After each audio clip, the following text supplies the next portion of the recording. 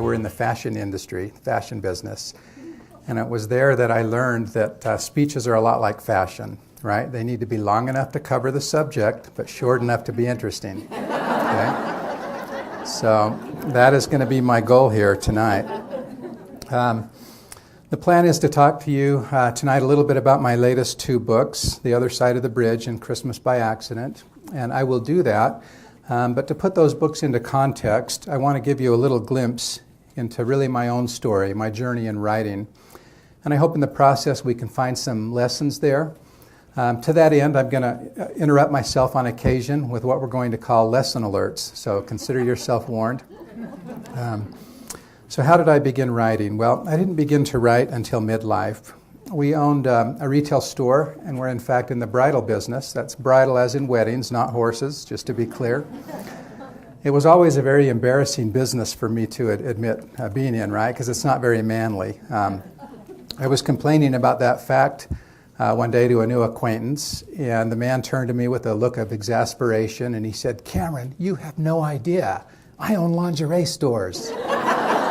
And so I promised I wouldn't complain after that. So we sold our stores, and I took some time to build a house. And as that began to wind down, I started to poke around to kind of see what I could do with my life.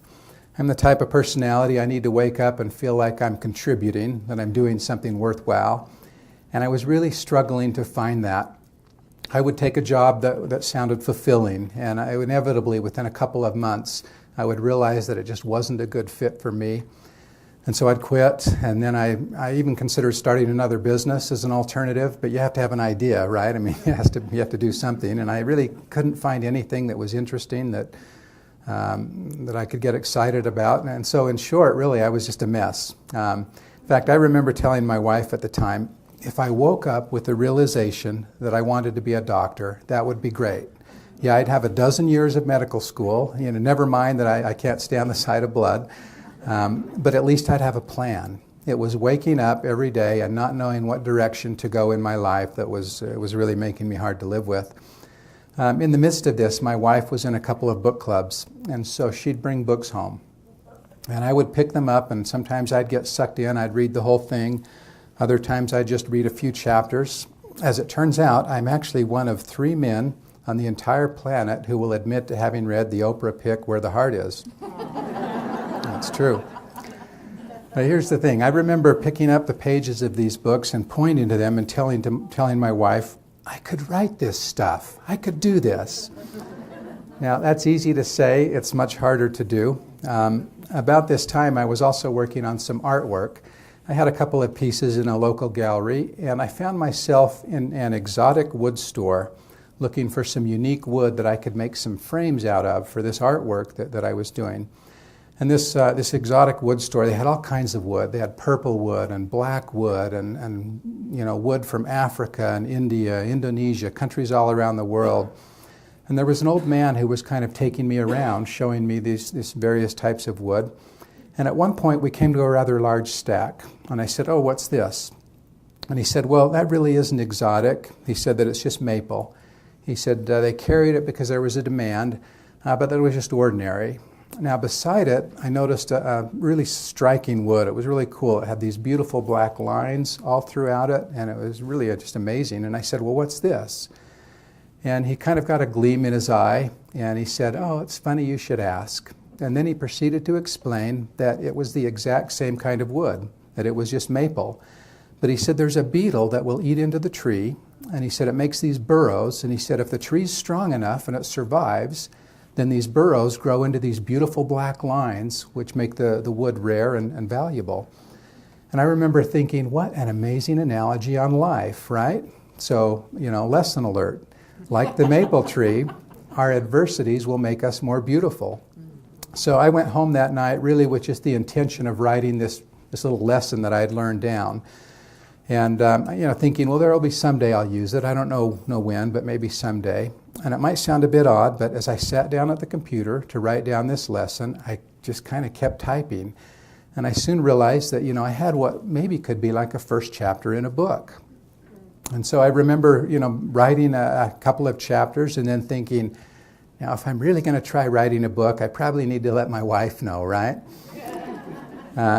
Keep in mind, in the midst of this struggle of trying to figure out what to do professionally, I'm also a guy who can't spell a word if it has more than 3 letters. And so, I thought, yeah, she'll have to know. And so finally, at some point in the evening, I kind of hummed and hawed, and I said, now, this might sound a little strange, and I don't know if it'll work or not, but I'm kind of thinking about trying to write a book.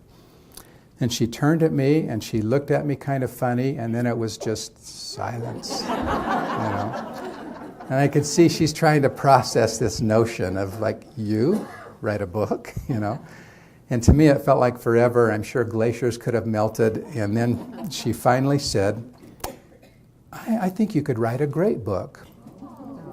And that was really all the encouragement that I needed. And for the next several weeks, I hacked away at my computer, attempting to write what was my very first manuscript. So lesson alert, you should always support the crazy ideas of your significant other. Is that the lesson? I mean, clearly not, right? I didn't know the first thing about writing a book, and really looking back, I now honestly question my wife's judgment. But that said, in sitting down and working on my first manuscript, I learned another really fascinating lesson. Turns out, oddly enough, that wanting to write a book and actually writing a book are 2 very different propositions, right? I mean, who knew, right? Well, I worked and I worked and I worked on this first manuscript, and it was just not coming together. And yet I had this inner drive that was kind of pushing me forward, and so it all became a little bit of a paradox in my muddled life at the time. After some time, I'd made a little bit of progress, but I found myself running into writing problems that I didn't know how to solve. And I've always said that my talent is not in writing well, but rather in knowing when I've written poorly. And that's actually a very true statement. And my poor manuscript needed some help, and I didn't know where to turn.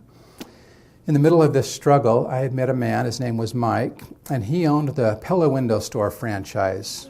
And they're a very nice but rather expensive wood window for high-end homes, and Mike offered me a job selling his windows. Now, I can do an okay job really at many things, but selling is not one of them. So after meeting with Mike and kind of finding out a little bit more about the position, I politely turned him down. And that made him even more determined to convince me. And I have no idea why he thought I would be such a good salesman. But he pushed and he pushed and he pushed, and I was enough of a realist to understand that this manuscript wasn't producing an income. And so I finally told Mike that I would give it a try. Like other jobs that I'd taken, it took about 3 months for me to reconfirm that this selling gig was just not for me. And so I sat down with Mike and I broke the news. And while he wasn't happy, he understood, but he said, hey, if you'll at least hang around a little bit until we can find somebody to replace you. And so I agreed. It was at this very same time that I also had hit the proverbial wall with my manuscript. I mean, so much so that one particular day it became very clear to me that I simply was never going to become a writer. I remember telling my wife that night, and I complained to her a lot, as you can tell, if I only knew a book editor. Now, when I mumbled those words, if I only knew a book editor, I wasn't sure if there even was such an occupation. I kind of reasoned, well, okay, in New York, where the major publishing houses are located, there must be there, perhaps, but I'd never known anyone or heard of anyone in our relatively small city being a book editor. Well, not knowing what else to do and having hit this roadblock, I set my manuscript aside as another failure in the confusion that was my life. It was exactly 2 days later. I was in the showroom, and a customer came in, and she'd been working with another salesman there named Cody. And it was kind of protocol that if a client came in of another salesman, if he was not in the showroom, that you would help the customer as a courtesy. And so naturally I did. And after I showed her the windows, which she'd purchased through Cody, her friend who was with her said, well, hey, I'd like you to come by my home and measure it for windows. And I replied that, yeah, I'd be happy to pass the message along to Cody, that he could come. And she seemed really kind of annoyed by that response. And she pointed at me, and she said, no, I'd like you to come. Now, this is not actually her. This is just a representation. But I shrugged, and I decided, technically she wasn't Cody's customer, right? I mean, the other lady was, and she'd asked me so directly. And so I agreed.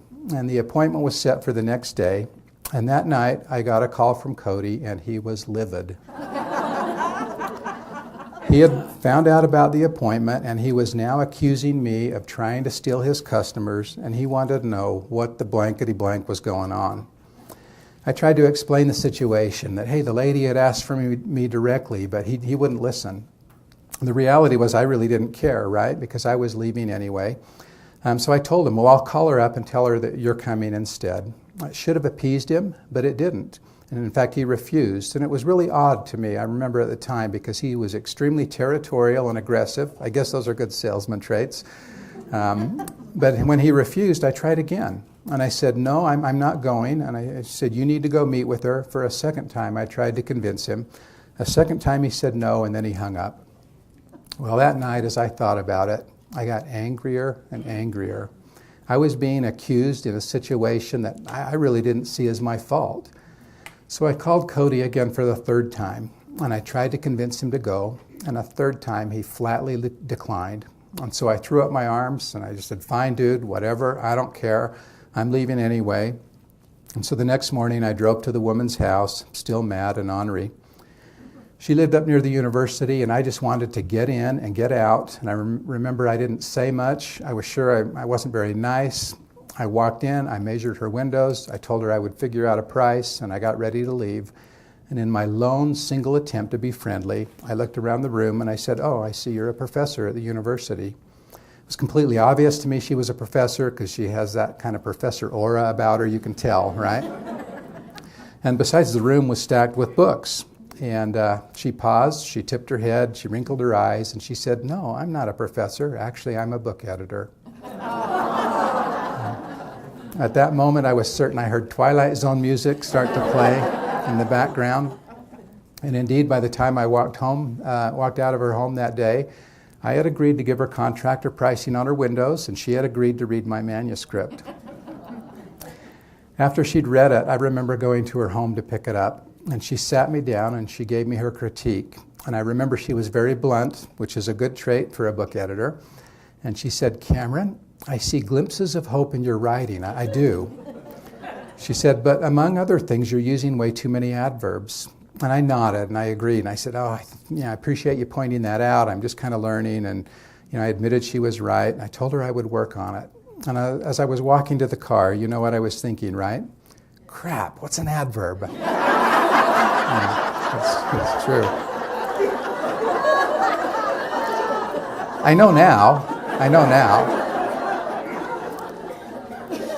Keep in mind, I wasn't an English major, right? I was a business guy. And so I'm the student who was bored stiff in English 101 and probably shouldn't have passed. In fact, there was a moment in English class where the teacher in disgust turned to me and said, Cameron, I want you to name 2 pronouns or you're going to fail. And I got all scared and threw up my hands and said, who, me? And she said, good job, and I passed. Now, that really didn't happen. That's a joke, right? But it's a good joke, and so I had to throw it in. But that's really where I was at. I had no clue what I was doing. But here's the thing. That miraculous meeting with the book editor served to push me forward. I fixed my problems. I learned an amazing amount in the process, and I soon completed my very first manuscript. When I gave it to my wife to read, almost before she'd finished it, I had the idea for Letters for Emily, and I knew immediately, before I'd even written barely a sentence, that it would be a better first book. I was certain that my wife thought I was losing it, right? Because that first manuscript, I just finished it, and then I announced, I'm setting this aside, and now I'm going to write another book, Thankfully, she humored me, and so I sat down and I wrote Letters for Emily. It's the story that was inspired by my own grandfather. That is me, and yes, I'm still mourning the loss of my hair.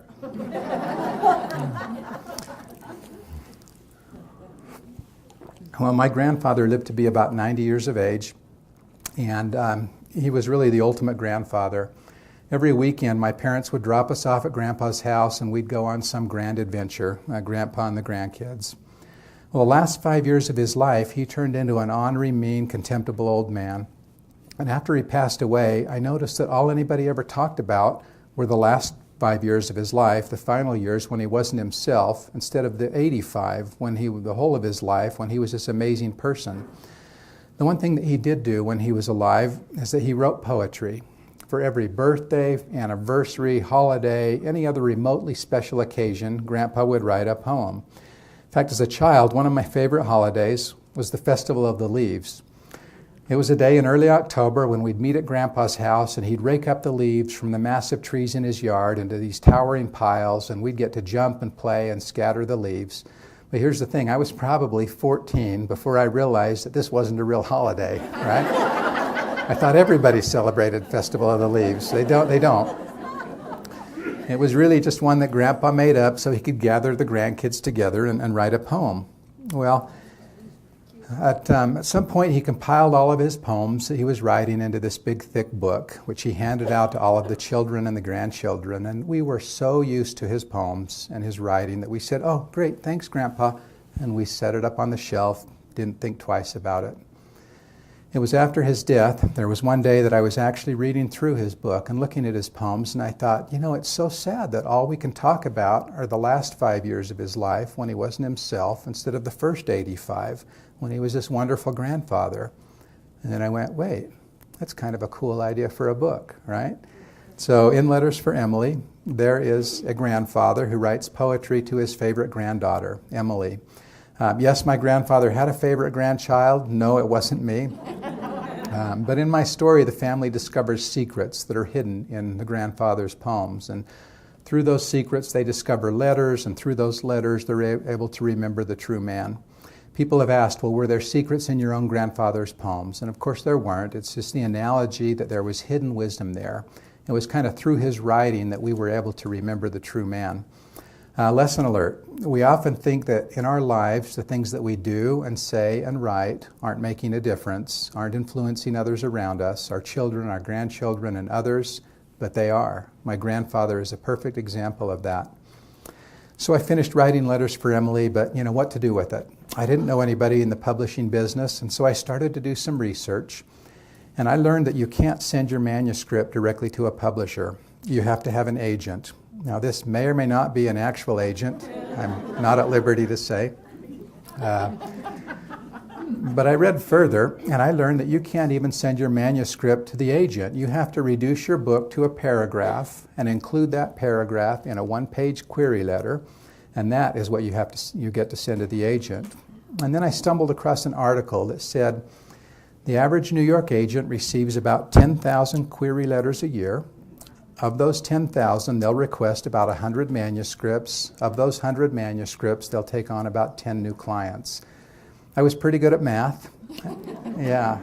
What the numbers told me was obvious, and as I related it to my wife, you've heard the saying, when pigs fly, right? I mumbled something similar, but it was even more descriptive, I'll just tell you that.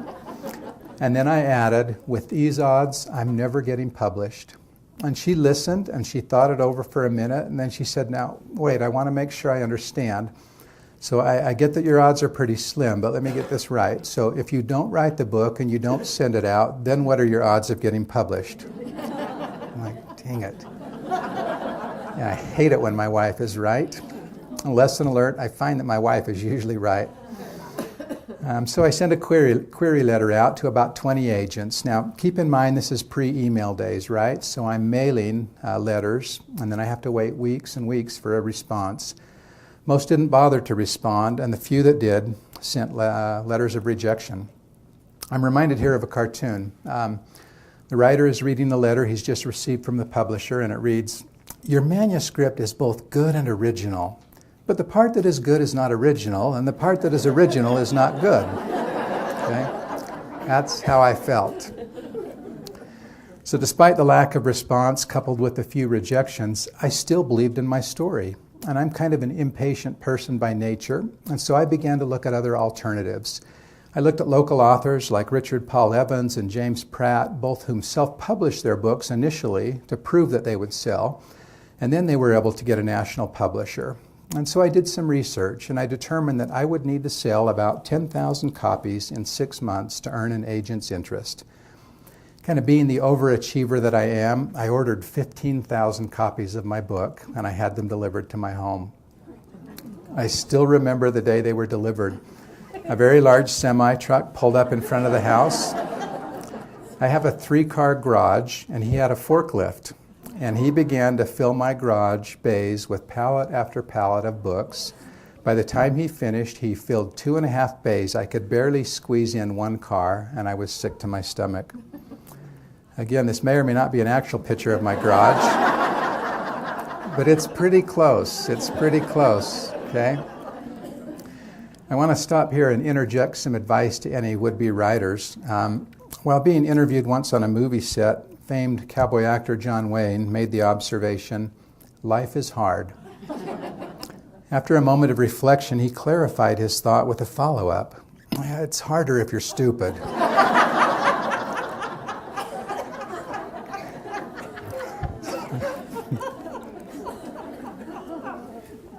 Printing so many copies of my book was unquestionably stupid, right?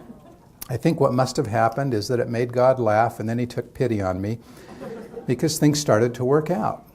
A local radio personality read a copy and loved it, and she began to talk about it on the radio. There was a journalist at the paper who wrote a glowing column, and with those two coupled really with an amazing amount of hard work that I won't detail, the book actually started to sell. Within 2 months, I had sold almost 12,000 copies.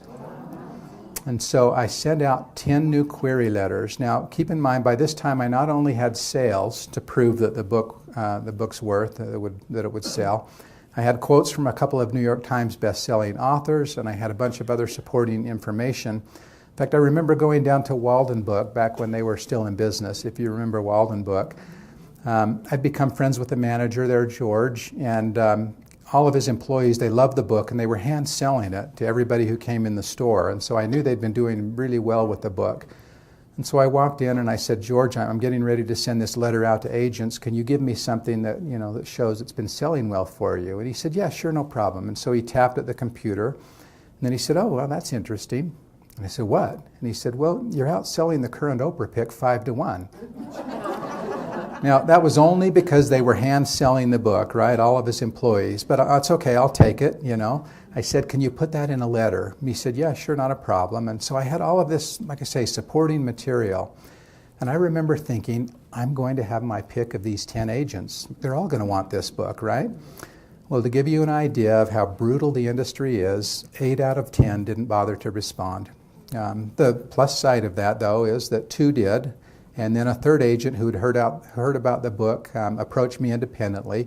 And so I was able to pick an agent, and the book went to auction with Simon & Schuster purchasing North American rights, and then foreign rights were sold, and it was translated into other languages in about a dozen countries. And it was this moment where I was just pinching myself. I mean, remember, I'm the guy who not many months earlier couldn't tell you what an adverb was, right? So they set up a book tour in the United States. Mary Higgins Clark gave me a cover quote, and I was ready to launch this amazing adventure. And then just a few weeks before I was to go out on tour, on September 11th, a group of evil men flew planes into the Twin Towers in New York and then into the Pentagon. And what that meant was that by the time I headed out on my book tour to do media interviews, the media were rightly focused on more important matters. Now, without the media, it meant that while the book did fine by normal standards, and I can't complain about that, the publisher had paid me a ridiculous amount of money. They'd set extremely high expectations, for which they were to a degree disappointed. And so I suddenly found my hope of continuing to write, of getting another amazing book deal, really in jeopardy. In an attempt to still keep my dream alive, lesson alert, because that's what we're taught we need to do, right? I sat down and I wrote what I thought was another great story. Years before, as a teenager, I'd met a friend who had shared a personal experience with me that I had never forgotten. He was a few years older than I was at the time. I guess technically he's still a few years older than I am. It's weird how that works. But he told me then, as a teenager, that he got the idea into his head that the finest day of his life would be the day that the pinnacle, he called it, the pinnacle of his very existence would be the day he could ride his motorcycle across the Golden Gate Bridge. He painted a compelling vision. He said it was going to be the 4th of July. He said a warm breeze would be blowing through his hair. He said the sun would be shining, warming his leather jacket, and he said people were going to stare with envy and awe. He said strangers were just going to think I was so cool. Here's the thing, he wasn't just a dreamer. He had actually followed through on this vision. He had saved his money. He had purchased a bike. He'd loaded it with his hopes and dreams, and then he said goodbye to his mom, and then he rode off towards the Golden Gate Bridge. But in relating his story, he added, he said, "Cameron, my journey didn't play out quite as I had expected. Turned out that instead of the day being sunny and warm, it was cold, rainy, and miserable. He'd also received some unexpected news from home just a day or two before that one of his good friends had passed away. And so the experience that he hoped would be life-changing indeed was. It was just in a very unexpected way for him. Lesson alert, our own stories are like that, right? Life doesn't always turn out how we expect. However, it's how we react to our reality, how we handle our uncertainty, our disappointment, our heartbreak, our loneliness that will make all the difference. For me, it took some time to craft a work that was kind of equal to this vision that was etched in my head. But with the task finally complete, I packaged up the still warm pages and I mailed them off to a contact I had at a book publisher. And I was hopeful until the publisher's response arrived. It read regrettably, which is such a stabbing word, right? The whole Harley-Davidson angle is problematic, particularly where a majority of fiction readers are women. Now, rejection letters are a bane to budding writers, but I think rejection is a concept that's well understood by anyone who's ever been turned down for a date, passed up for promotion, cut from a team, or otherwise dismissed for being not quite good enough. Is there anyone here tonight who's ever experienced rejection? Now, that's a rhetorical question. You don't need to raise your hands. Everyone, right? Did it feel good? No, rejection is miserable. Well, note to self, if you hate rejection, don't become a writer. I'm again reminded here of a cartoon. The editor's telling the writer, "We loved all the words in your manuscript, but we're wondering if you can put them in a completely different order." Again, that's how I felt. In my case, according to the publisher, the story that I'd labored over, that I'd poured my heart and soul into, that I'd spent months crafting, was not the type of story their readers wanted. In my case, I sent the work off to others, but when no better reply came, I set it aside and I moved on to other projects in my life.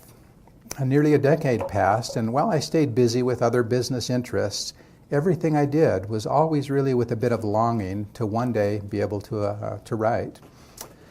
And then 10 years later, my second oldest son, Trevor, he's the one on the right if you're confused at all. Trevor spent some time in Cambodia doing some church service there, and then later he returned to work for an organization called the Cambodian Children's Fund. Now, the Cambodian Children's Fund is an amazing charity that rescues kids out of poverty and provides them an education. And after working at CCF, Trevor returned to school, and there he was a film major. Well, for his final project to graduate, he and a couple of his buddies, guys who had also worked with him over at CCF, who were also majoring in film, they returned to Cambodia to shoot a documentary on this charity, on the Cambodian Children's Fund. And they'd made all of the arrangements. They'd kind of storyboarded out what they wanted to say. They knew exactly what they needed to shoot. They borrowed a lot of expensive film equipment from the university, and then they climbed on a plane. Well, when they arrived in Cambodia, surprise, life didn't turn out as expected. Between the time that they'd worked for Scott, who was the head of this charity, and when they'd returned to shoot this documentary, he had hired a new organizational manager, kind of a woman in country, to help him run this charity. And she didn't know who these kids were. She didn't understand what they were doing and why they wanted to shoot this documentary. And for whatever reason, she didn't want them shooting it at CCF. And so despite their having permission, she began to put up roadblocks that made it very difficult. So much so that within a day, they realized that their plan just was not going to work out. I remember Trevor, he was distraught and concerned. He said, "We only have limited time, Dad. We've got all this equipment and we have no movie." So frustrated and angry, they wandered down to the Stung Min Che dump, where by luck, or grace if you prefer, they stumbled across Sang Lee and her family. And she agreed to let these strange American kids who speak the language better than she does follow her family around and document what life was like for them living in a Cambodian garbage dump. The film that they ended up making is called River of Victory, The name of the dump, Stung Min Che, translates to River of Victory. It's a little bit ironic because there's no river in the dump, and it's certainly not a very victorious place. But their film turned out so much better than the documentary that they had planned.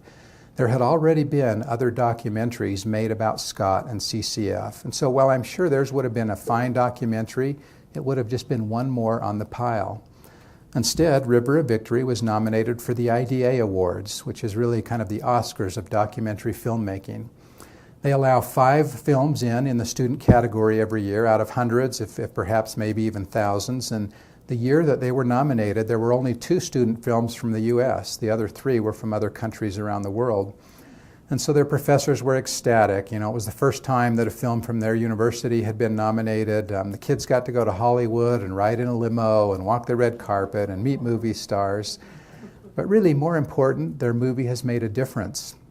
Here's the thing, though. Had they not had those obstacles, had they not been frustrated and wondering, why did this happen, there wouldn't have been a film about Sang Lee. I wouldn't have written a book. And based on subsequent circumstance, it's very probable that Sang Lee's son would not be alive today. Lesson alert. The first lesson that I kind of learned standing back and watching all of this happen is that in our lives we have problems, we have roadblocks, we have disasters. When they occur, we often want to shake our fists and complain and wonder why. But almost always, when we look back, we realize that these disasters push us into a position to learn something new, to help someone that we otherwise wouldn't have been able to help, do something that we otherwise wouldn't have been able to do. These disasters, as with my son, are often pivotal turning points to accomplish more than we could have had we not had the disaster in the first place. We can word it this way. Obstacles are often nothing more than good fortune in disguise. The book's epigraph words it in a slightly different manner, and I really love this. When you realize how perfect everything is, you will tilt your head back and laugh at the sky. And those are the words of Buddha. When Trevor returned home from filming, he began to edit his movie, and he had questions about what to include, and he had hours and hours of footage, and he had to cut it down to just 60 minutes, and so he had asked for some help. And I remember watching just a few seconds of the footage and thinking, you know, Trevor, I don't think I'm going to be much help because I just don't have anything in common with the people there. But the longer I watched, the more mesmerizing Sang Lee and the characters around her became, and in truth, I couldn't get them out of my head. The more footage I watched, the more I realized I have everything in common with the people there. I mean, Sang Lee wants the same success and happiness for her children and family that I want for mine, that you would want for yours. I mean, she wanted her spouse to be successful in his job, her kids to get a good education, the family to be well and happy. And the entire experience caused kind of an epiphany of sorts. It was this moment of reflection where I realized whether it be Cambodia or Colorado or wherever it may be, we're just people. And I've kind of come to believe that no matter where we live or our life circumstance, that we have more in common, values that join us together as people, than we have differences that drive us apart. So I watched Trevor's footage and I decided, you know what? Yeah, it's time to write another book. And so I took characters from his documentary and I wove them into this second narrative, the second story that I wanted to tell. And the result was, of course, The Rent Collector. It's a book that's done very well. It's won several awards. It's being used now by schools in their curriculum all across the country, which is really still amazing. Kind of blows my mind, again, considering where I started, right? And so what happened from there? Well, a couple of years after The Rent Collector, I was out with a friend of mine. His name's Dave, and he's a screenwriter. And you know, when you put 2 writers together, talk is always going to turn to story, right? And so we were trading stories all night, and at some point he said, wait, I have an amazing story. He had met a man named Taj Rowland a dozen years earlier, and he'd looked at doing a screenplay on this man's experience, but Taj didn't feel right about it, and so he turned Dave down. Well, Dave proceeded to tell me this man's story, how as a poor child in India, Taj was kidnapped, he was carried to another city, he was sold to an orphanage, and then he was adopted by a couple who had no idea he wasn't an orphan. As Dave related Taj's story to me, I was mesmerized. I said, I have to meet this man. And so he was able to set up a meeting with Taj, who was really very reluctant to tell his story and let me tell his story until he read The Rent Collector. And then he said, yeah, okay, maybe you're the guy. Arrangements were made, and his story was written, and The Orphan Keeper was then released. Now, if you've not read it, I can tell you that Taj's story is a book of miracles, miracles that come after much struggle and hardship.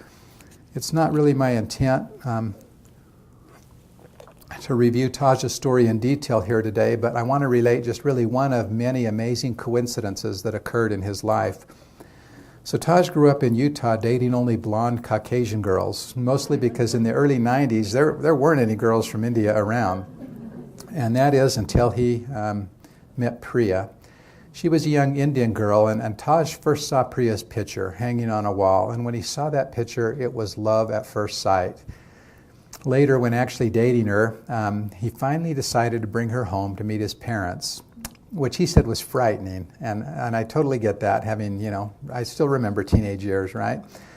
Especially for Taj, because his mother pulled out big scrapbooks of articles and information that she had saved over the years, anything about India or about Taj, and she began to show all of these to Priya.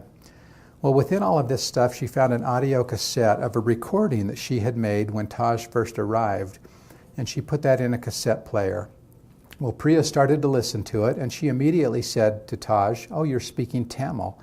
And he replied, "Well, how would you know that?" And she said, "Well, I speak Tamil. I'm from southern India." And then as she listened, she realized that as a child, as he was speaking into this recorder, just here 2 weeks, didn't speak any English, he was talking about being kidnapped, how they told him they would beat him if he told anybody, how he already had a family. And this was on this tape all of those years, and that they couldn't understand a word of what he was saying. Next, Priya started to look through some of the other things that Linda had, Taj's mom, and things that she had saved, and these included some letters. Early on, Taj was here about a year before he learned enough English to be able to tell his family that he had a family. And once Linda realized that he did, she wrote letters to anybody she could find in India whom she thought might help. The replies typically said something like, "Lady, there's 1 billion people here. What do you want us to do?" But anyway, Priya is looking at one of these letters, and she said, "This writing looks so familiar. Where do I know this?" And she turned it over, and it was signed by her father. Gets even more crazy. Turned out that her father was actually friends with the orphanage owner in India, the very orphanage who had purchased Taj and then adopted him out as a child. I ask you, what are the chances, right? This is just one of many, many miracles that led Taj back to find his lost family in India. But here's the lesson. While Taj's story is a story that's brimming with miracles, behind every single one was Taj coming to a dead end and then saying, "No, there is more, I can feel it." The miracles only happened in Taj's story because in every single instance, every single time he met failure, he kept searching, he kept trying, he just simply would not give up. Lesson alert, that taught me that we can't sit in our chairs and complain that miracles don't happen to us. Rather, we need to stand up, we need to go out into a sometimes difficult world, and we need to do our best and work and work and work, and then on occasion, on a rare occasion, a miracle will happen. Well, after writing The Orphan Keeper, I thought, okay, well now what? I decided that for the next book, I should probably follow Taj's advice, right, and get out of my chair and go looking. In the middle of that process, I got a call from Chris, and he's one of the people that I work with at the publisher. And he said, "Cameron, we have a big problem." He said, we have a book in our spring catalog that we just found out it's going to be delayed. And it means that we've got this empty slot that we desperately need to fill. Do you have anything at all?" And I thought for a moment, and I said, "Well, yeah, I do. I have a story. You may not like it. It may not be right for you. But that said, I'm happy to let you read it." What I didn't tell him is that it's a story about a man on his motorcycle who sets out for the Golden Gate Bridge. And it was the very same story that his very publishing company had rejected years earlier. Well, within just a couple of days, I got another call, and instead of rejection, this time they were giddy. He said, "We love this. We truly love this. This is perfect for our readers."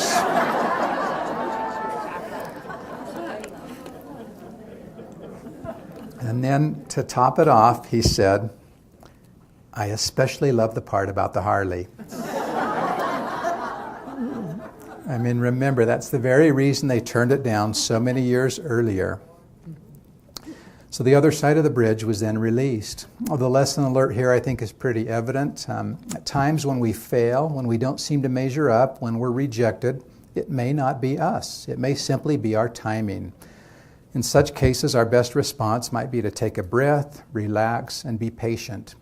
If you're into retro music, I think the Byrds sum it up nicely. They quote Ecclesiastes, "To everything, turn, turn, turn. There is a season, turn, turn, turn, and a time to every purpose under heaven."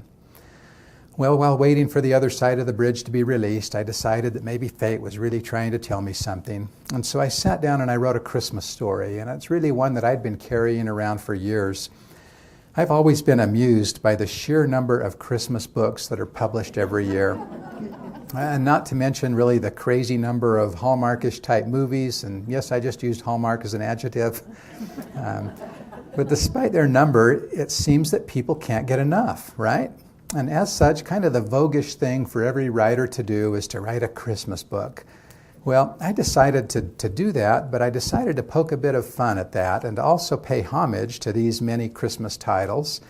And so the original title of the story that I wrote, and this is in my contract with the publisher, the book was to be called The Christmas Carol Angel Box Wish, because all the best nouns are taken. That's true. At some point in the process, the publisher called up and they said, "Now, we aren't really going to call it that, are we?" And I said, "Well, yeah, sure, absolutely." And we had some interesting back and forth about the title. Of course, I ultimately caved because they're the ones writing the checks. And they were right. It was just too long. And so the name that was settled on was instead Christmas by Accident. Now, it's a story that makes good fun of sentimental Christmas stories by being what? A sentimental Christmas story, right? It's a story about making choices in our lives, about deciding to find joy and goodness and love. It's about being rightly cynical of the world around us, but then coming to an understanding that there are traits that trump cynicism. I think of all of the books that I've written, this one probably is most reflective of really who I am and the journey that I have been on. There's actually a first-person obituary at the end of the story, and I know that sounds really morbid, right, to announce that for a Christmas story there's an obituary, but they're words that were written for Manny McBride, but they're very personal and they come from my heart, and so I just want to read them quickly to you now. Let it be known that I, Manny Foster McBride, was blessed with an extraordinary life. I've read Hemingway from the heights of Kilimanjaro. I've studied Pliny from the Colosseum steps in Rome. I've eaten pupusas from the untamed jungles of El Salvador and Irish stew as I've overlooked the cliffs of Moher. Though I've been brought to tears by the sheer majesty of our world, its grandeur is but a shovelful of soil compared to the mountain of contentment that a tiny and timid 3-year-old ragdoll of a girl heaped onto my blessed life. She taught me that the miracle isn't what we accomplish in our lives, but in the relationships we nurture. In place of listing undeserved accolades, let us simply remember to laugh more, for laughter is the window through which we glimpse the joy of God. To hope more, because tomorrow life will give us another chance. To give more, for when we share our time, we share our most prized possession. To forgive more, because as we forgive others, we learn to also forgive ourselves. And love more, for while faith may have the power to move mountains, love has the remarkable power to change the human heart. Now, this is a story about understanding that there is contempt in the world, but choosing something better for ourselves. It could be, actually, that there are so many Christmas books released because the message of Christmas is something that we innately know and understand to be important in our souls. If so, then indeed, at Christmas there are no accidents, only miracles. So that's my story. It means that I don't have all the answers as to why our own stories take the twists and the turns that they do.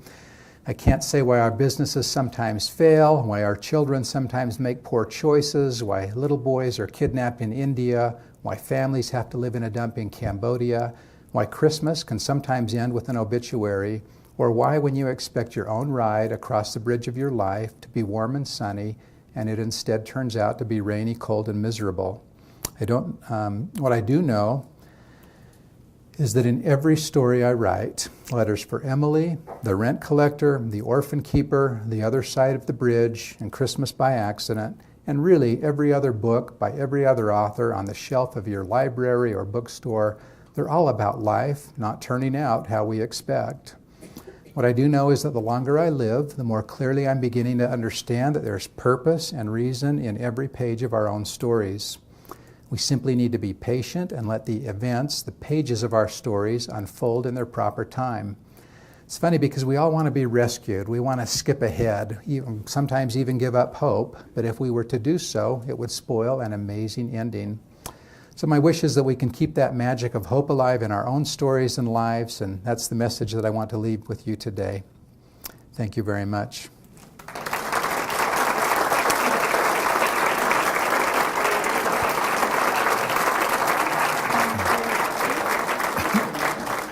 Okay, we're going to take some questions now.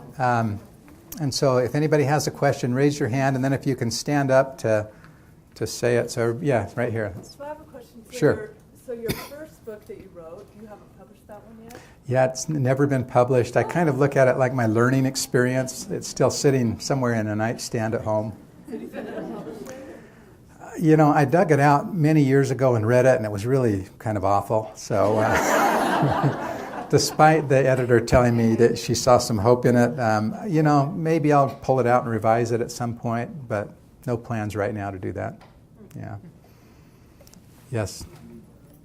In The Orphan Keeper, and I won't give it away for those who haven't read it, did he escape through the method that you described, or did you hear someone else explain that incident? Yeah, good question. Everybody can hear that okay, right? Did you hear? Okay, so yeah, in The Orphan Keeper, Taj, in the orphanage, he escapes. And The Orphan Keeper is called a novel. On the cover, it's a novel, right? Well, it's 95% true, and so that begs the question, well, why call it a novel? Why not just call it, you know, nonfiction? Well, there were things that Taj couldn't remember. It's kind of like he remembers being at point A and getting to point B, but not remembering how he got there.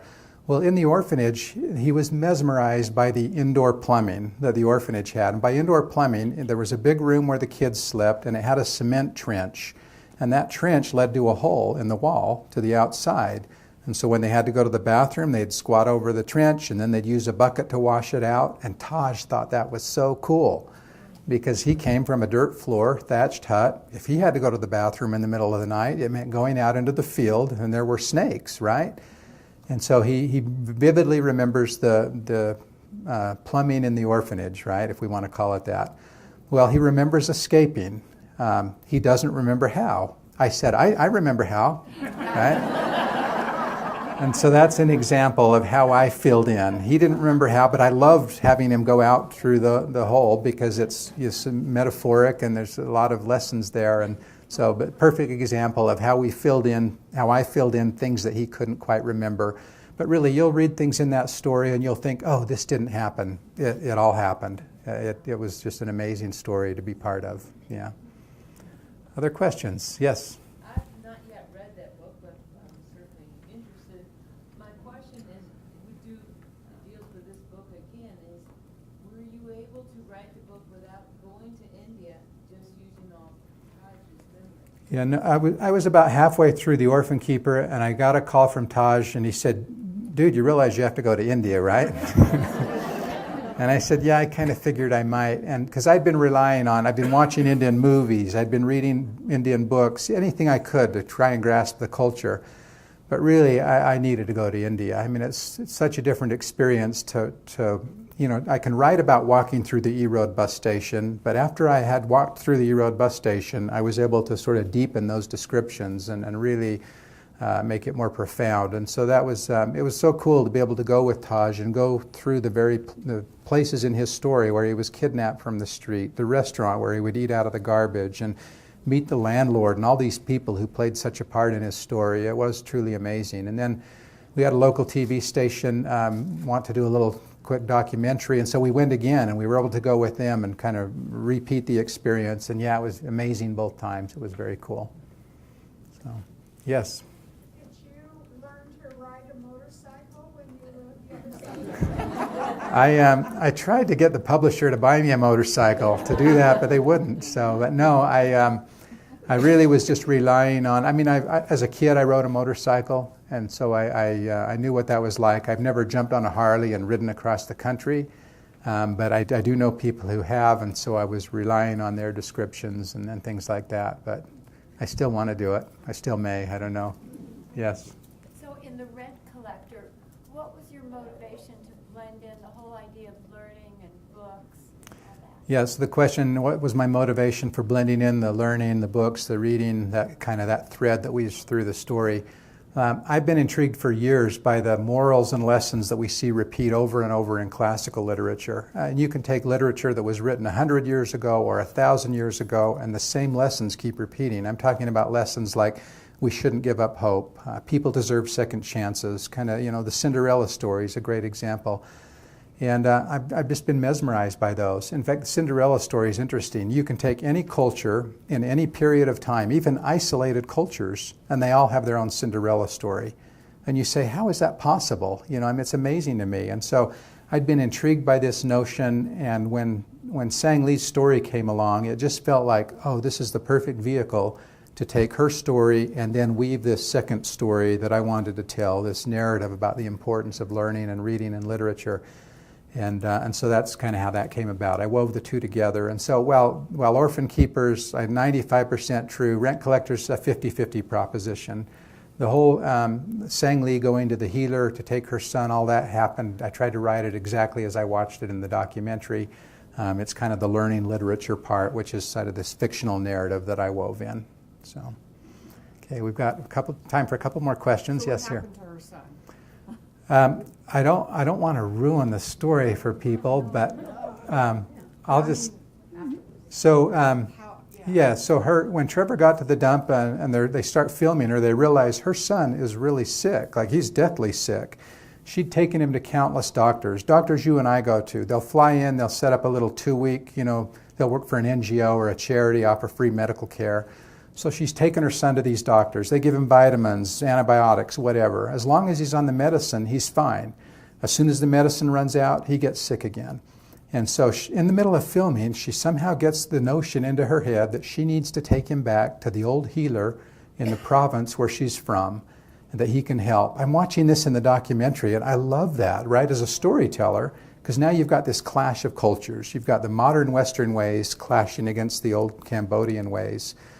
Well, the healer, he had this dirty, gooey tar stuff. He's mixing it in the bottom of a broken teacup. He has an array of dirty hypodermic needles. He picks one and he stirs it in. He takes the baby, he bends back his wrists, and he starts to poke him in his wrists.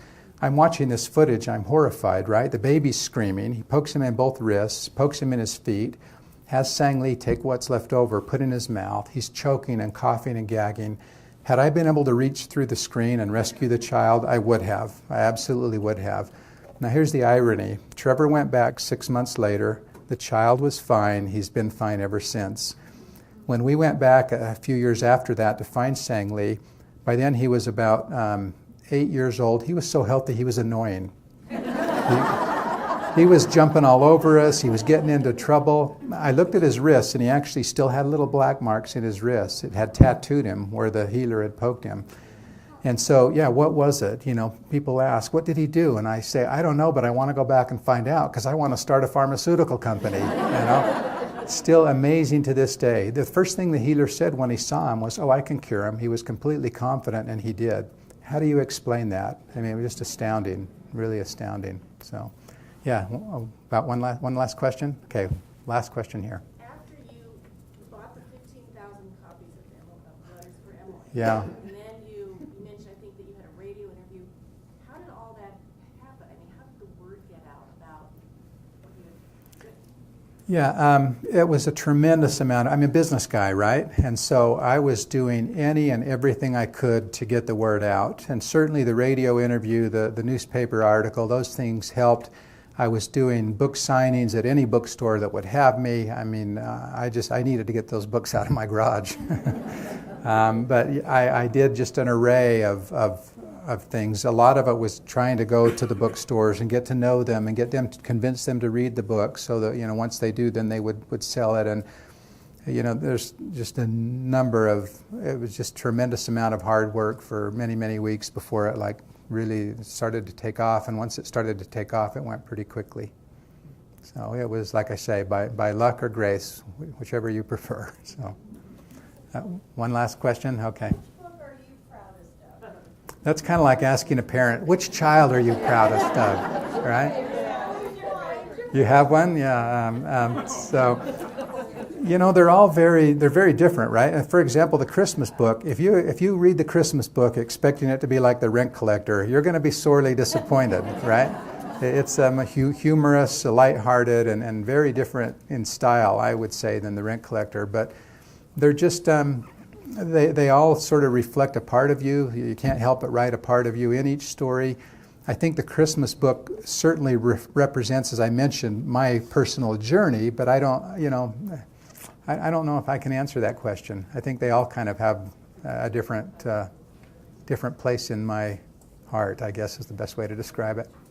Okay, hey, it's been absolutely fabulous to be here with you tonight. Thank you for coming.